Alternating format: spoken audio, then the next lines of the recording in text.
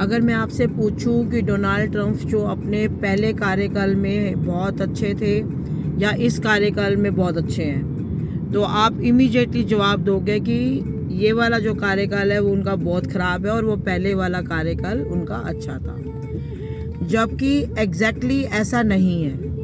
अगर मैं आपको रिसर्च करके सारी बातें बताऊंगी तो आपको समझ आएगा कि जो ये वाला कार्यकाल है उनका, वो हमारे लिए बहुत अच्छा है, क्योंकि उन्होंने अपने हिसाब से अपने एनिमीज़ जो दुश्मन हैं उनके ऊपर भी टैरिफ और सैंक्शंस की वो करी, और अभी क्या है कि जो उनके जो साथी हैं उनके ऊपर भी करी है। तो इसलिए क्या है कि जो सभी लोग हैं वो क्या है कि ऑब्वियसली कोई व्यक्ति अगर किसी के ऊपर डोमिनेंस दिखाए और उस डोमिनेंस के कारण उसका देश ही पूरा खतरे में आ जाए, उसकी इकोनॉमिक स्थिति बिल्कुल खतरे में आ जाए,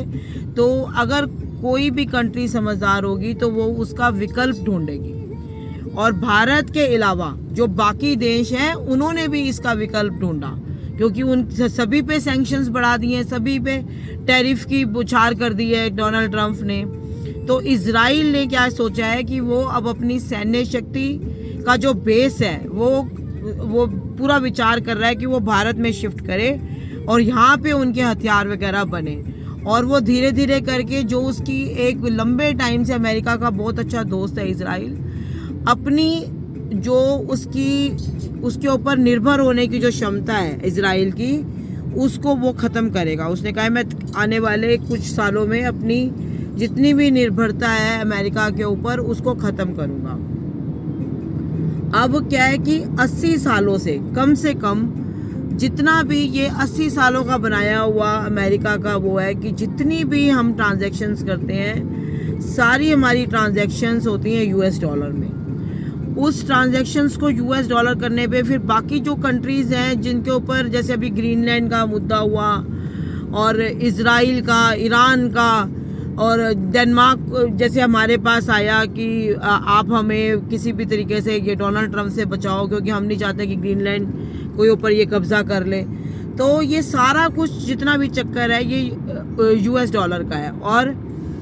अगर हम सब कुछ निवेश, सब कुछ अपनी खरीदारी, सब कुछ यूएस डॉलर में करते हैं, तो डोनाल्ड ट्रंप का कभी भी मूड बदल जाए तो वो ये यूएस डॉलर को फ्रीज कर देगा। यानी कि हमारे तो सारे पैसे गए अगर उसने यूएस डॉलर को फ्रीज कर दिया तो इसलिए जो बाकी कंट्रीज हैं वो दूसरी जो करेंसीज हैं उसमें विकल्प ढूंढ रही हैं। अब कम से कम जो 20 कंट्रीज हैं वो भारत के साथ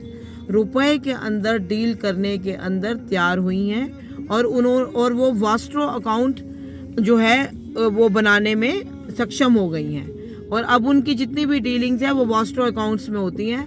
इस प्रकार धीरे धीरे करके भारत का जो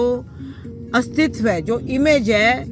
हर तरीके से ग्लोबली बहुत अच्छी जा रही है, क्योंकि हर एक को एक भरोसेमंद पार्टनर चाहिए था ऐसे विकल्प में। और द्वितीय सेकेंड वर्ल्ड वॉर के बाद ऐसा कोई भरोसेमंद पार्टनर कोई उभर के नहीं आ रहा था। यूरोपियन कंट्रीज हमेशा भारत को बहुत ही